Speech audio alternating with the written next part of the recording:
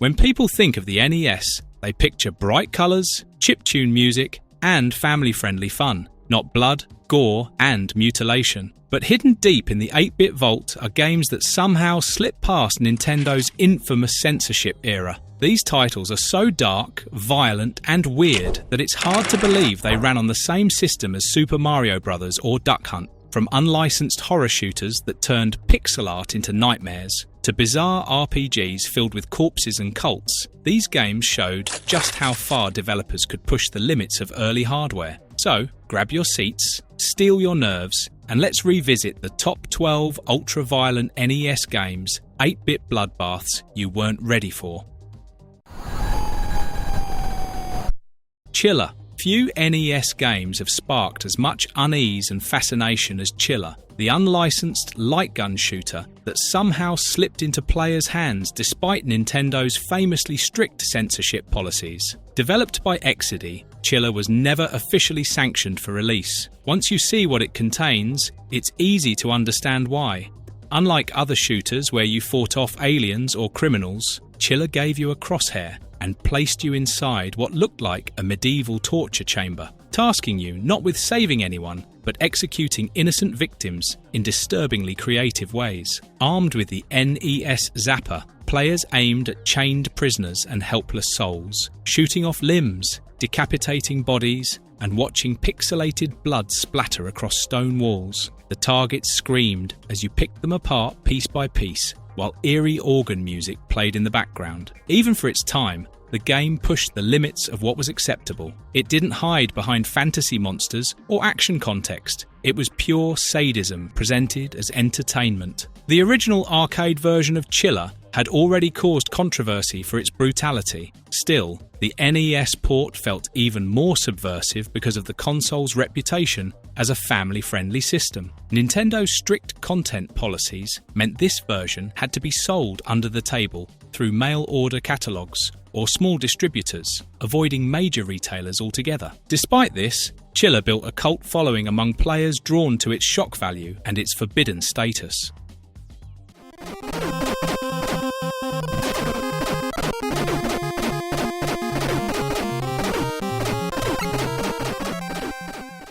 Bionic Commando. Capcom's Bionic Commando wasn't just another side-scrolling shooter. It was one of the boldest and most violent action games on the NES, wrapped in a surprisingly dark story for its time. Instead of a traditional jump button, players used protagonist Lad Spencer's bionic arm to grapple across stages, swing through enemy bases, and pull off incredible mid-air stunts. Beneath its cool mechanics lay a gritty, militaristic tale about bioengineered soldiers, human experiments, and a resurrected dictator who looked suspiciously like Adolf Hitler, while the Japanese version made the Nazi inspiration explicit with swastika-like symbols and the enemy named the Nazis. The Western release tried to censor this, renaming the villains the Bads. Still, players quickly noticed the imagery and tone that slipped through. The climax famously shows the resurrected leader's face exploding in gory detail after his helicopter is destroyed, which was a shocking moment that pushed NES violence further than most developers dared at the time. Even though it was just a few frames of pixelated gore, that scene cemented Bionic Commando as one of the most brutal games on the system. Beyond the shock factor, Bionic Commando stood out for its mature atmosphere. The missions involved rescuing POWs, intercepting enemy communications, and unravelling sinister bioweapons research. The military tension, body enhancement themes, and bleak undertones made it feel more like a dystopian war movie than a cartoonish action game.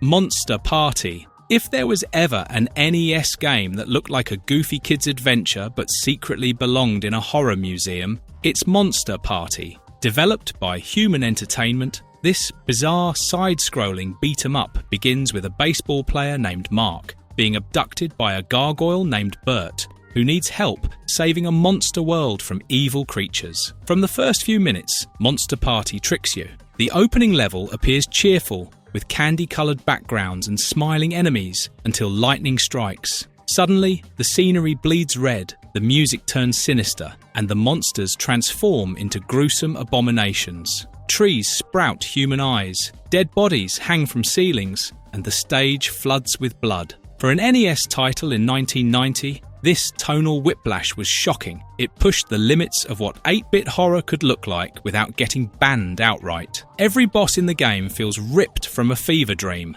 a giant zombie shrimp, a stack of floating human legs, and even a sentient piece of fried food that attacks you. The dialogue is intentionally absurd, making you question whether the developers were parodying horror tropes or creating something genuinely unhinged. Its unreleased Japanese prototype version was even more disturbing. That version included explicit gore, darker backgrounds, and creepier monster sprites that were censored in the North American release.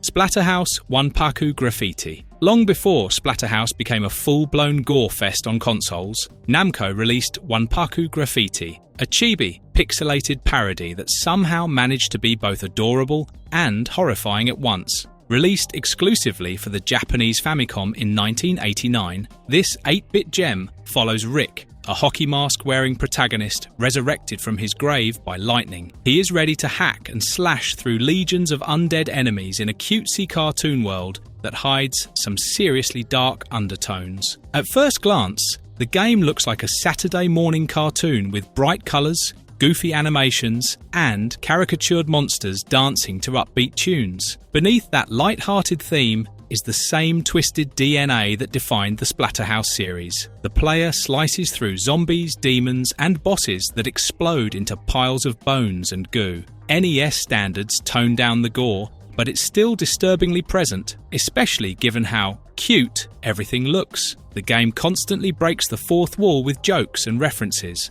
but the humour is dark, bordering on nihilistic at times. Despite its chibi art style, the world of Waku Graffiti is filled with creepy graveyards, decapitated enemies, and dripping blood. Fans often call it the most bizarre entry in the Splatterhouse series, not for its violence alone, but for its twisted tone. The game's ending takes a surprisingly somber turn, reminding players that death and decay still lurk behind the humour.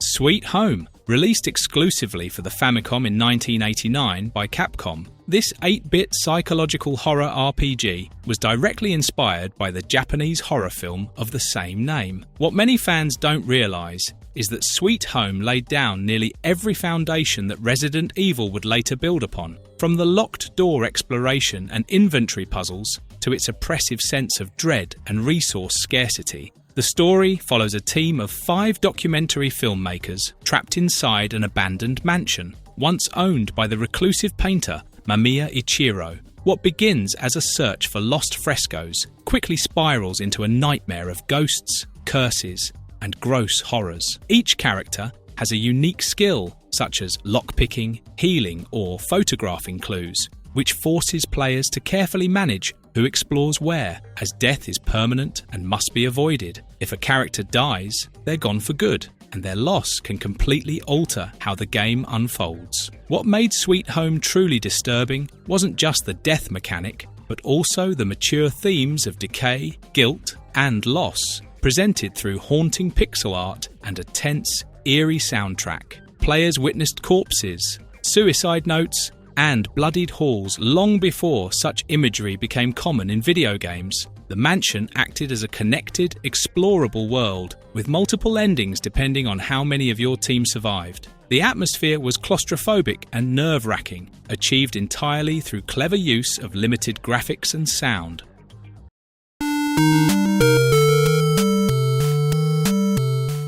Shadowgate. If Sweet Home terrified you with ghosts and gore, Shadowgate took horror in a different direction through pure dread and constant death. This first-person, point-and-click adventure by ICOM Simulations dropped players into a crumbling medieval castle filled with traps, puzzles, and dark magic. You play as the last of the line of kings, a nameless hero tasked with stopping the Warlock Lord from resurrecting a demon named Behemoth. From the very first screen, it's clear this isn't your average fantasy quest. Torches burn down in real time, monsters lurk behind locked doors, and one careless command can lead to you being burned, decapitated, or eaten alive. Each death is described in shockingly vivid text for an NES game, like "Your body explodes into a million pieces," or "The flames consume your flesh." Despite the lack of blood-soaked visuals, Shadowgate managed to be one of the most unsettling games on the console. The haunting chiptune score built a constant sense of tension, while the gothic backgrounds and cryptic item descriptions painted a world dripping in dark fantasy. The game's structure forced players to think logically and cruelly. That trial and error horror became its own form of punishment, perfectly fitting the game's tone of hopelessness. It also proved that horror didn't always need blood. Sometimes the fear of what was waiting behind the next door was enough.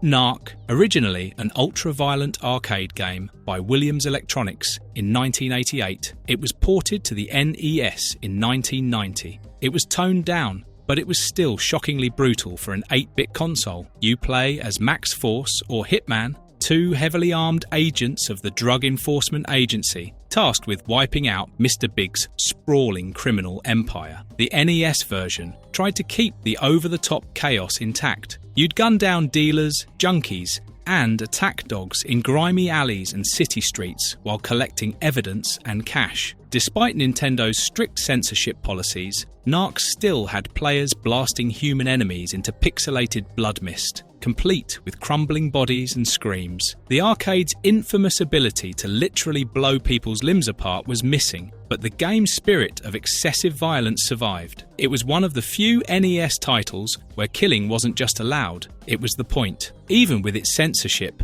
the NES port retained a rebellious underground feel. The enemies looked deranged, the environments felt corrupted, and the soundtrack was a gritty, distorted electronic loop that gave the game a pulsing menace. For a system known for plumbers and princesses, Narc was pure attitude. It felt dangerous, unhinged, and gloriously over the top. In hindsight, Narc paved the way for mature games to follow from Doom to Manhunt. Its message might have been anti-drug, but its gameplay was pure, unapologetic mayhem.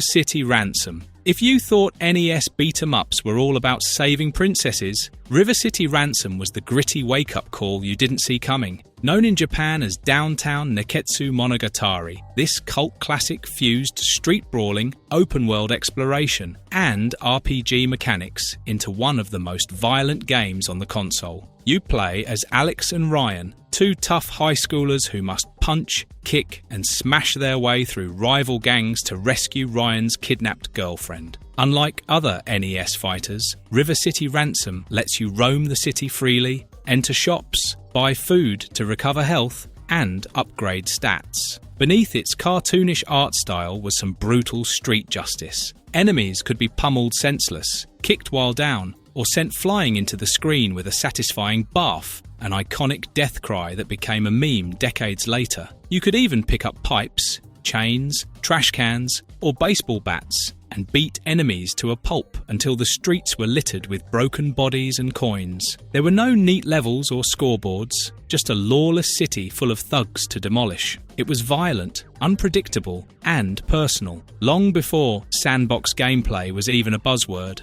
Critics at the time didn't quite know what to make of it, but gamers loved its mix of humour and hostility.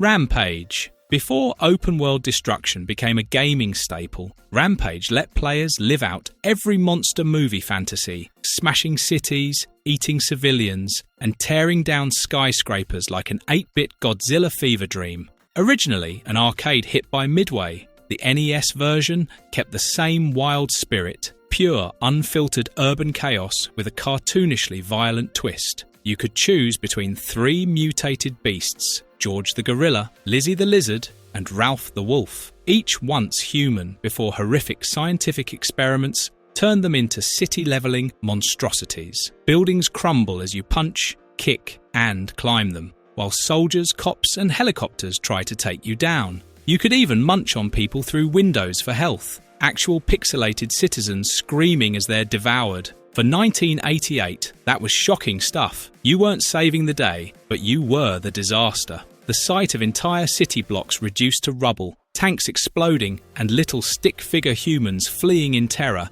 gave Rampage an anarchic vibe that felt way edgier than most family-friendly NES titles. Critics back then called it repetitive, but players couldn't resist its destructive charm. Every stage brought a new skyline to obliterate, and the 2-player co-op made it even better. Over time, Rampage became a cult classic, inspiring sequels and even a Hollywood film decades later.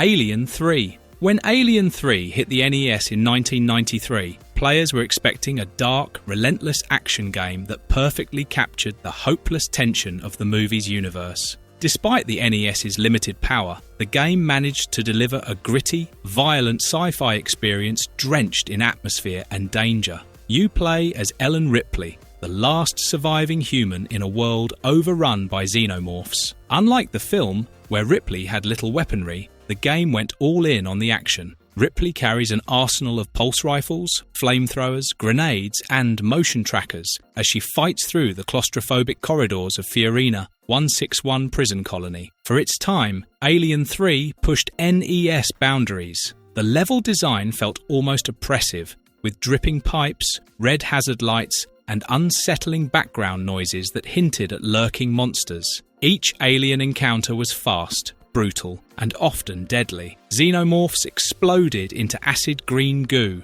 while captured inmates hung lifelessly in pods, making the whole thing feel disturbingly mature for an 8-bit title. Players praised its intense pacing and grim tone, though they also noted its punishing difficulty. It demanded precision in a way that every bullet and second mattered. While Alien 3 may not have matched the movie's psychological horror, it nailed the feeling of being trapped and hunted, making it one of the most violent and unforgiving NES adaptations ever made. Ghoul School. Released in 1992, Ghoul School is one of those strange, cult-favourite NES titles that slipped past most players but deserves recognition for how weirdly violent and twisted it was for its time. It looks like a quirky Halloween adventure on the surface, but beneath that cartoonish charm lies one of the darkest and goriest atmospheres ever to creep onto the 8-bit system. You play as Spike O'Hara, a high school jock who accidentally unleashes an army of undead creatures after discovering a mysterious skull. What follows is a side-scrolling nightmare through a demon-infested high school, filled with oozing hallways, blood-slicked lockers, and body horror enemies that look like they crawled straight out of Evil Dead 2. You're armed with makeshift weapons like the Sprit Gun and the Aqua Lung, used to fight off skeletons, slime monsters, and flying torsos. The soundtrack, full of eerie tones and distorted beeps, only heightened the tension, making the school feel more like a haunted prison than a place of learning. Despite the rough controls and simple gameplay, the vibe was unforgettable. It combined absurd humour with genuine horror, making it feel like a Saturday morning cartoon gone violently off the rails. Critics at the time were confused, calling it too strange for kids and too silly for adults.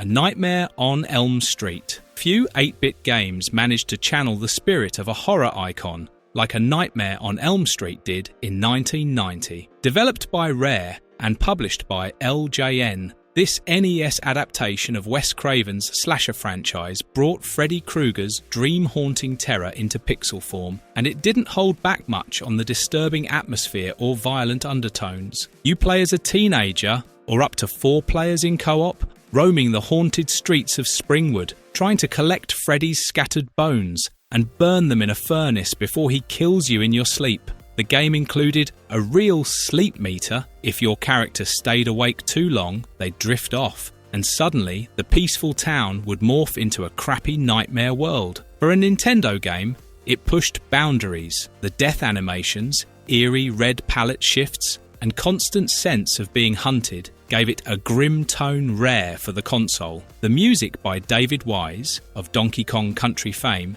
used unsettling, looping melodies that built real tension, especially in dream sequences where every sound felt like a ticking clock toward your doom. While some dismissed it as another clunky movie tie-in, A Nightmare on Elm Street stood out for embracing its source material's psychological horror. Freddy's taunts flash on screen. The world shifts between reality and nightmare seamlessly, and the player's vulnerability mirrors the movie's themes perfectly. Marvelous verdict. Looking back, it's wild to think just how much these pixelated nightmares got away with. The NES might have been sold as a family console, but these games showed that even 8-bit hardware could deliver twisted violence, haunting stories, and raw attitude. Titles like Chiller and Sweet Home pushed horror and gore in ways that would define future genres, while others like Monster Party and Splatterhouse Waku Graffiti masked their bloodlust under layers of absurd humour. These weren't just games, they were statements. They defied Nintendo's censorship rules, flirted with taboo themes, and proved that creativity thrives under restriction. Today, they stand as relics of rebellion at a time when developers smuggled nightmares into living rooms, one cartridge at a time. So, if you think modern games are edgy, try surviving these 8-bit bloodbaths, the real pioneers of pixelated brutality.